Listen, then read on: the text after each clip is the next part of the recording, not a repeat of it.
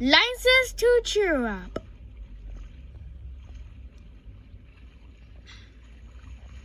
Suitcase? Why are you sitting here all by yourself? Well, sometimes it's good to be alone for a little while. At least, I think so. Listen, when we suggested that you steal the battery and everything, I didn't want to make you uncomfortable. It's just... I've never been under pressure like that before. Stressed that any second someone was gonna jump out and scream in my face. What are you doing? Who do you think you are? You're gonna get nothing but what you deserve. Death! Let death be your punishment! Yeah. I know Nickel comes off as strong sometimes, but it's just that he expects a lot out of us. He believes in us. Alliance to the end, right?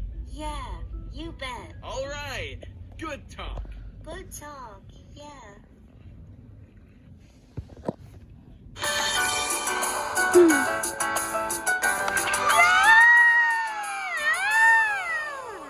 Jennifer?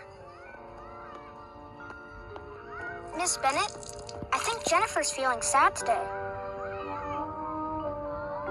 You're right, Gavin. Jennifer does look sad. Why don't you find out why and see if you can cheer her up?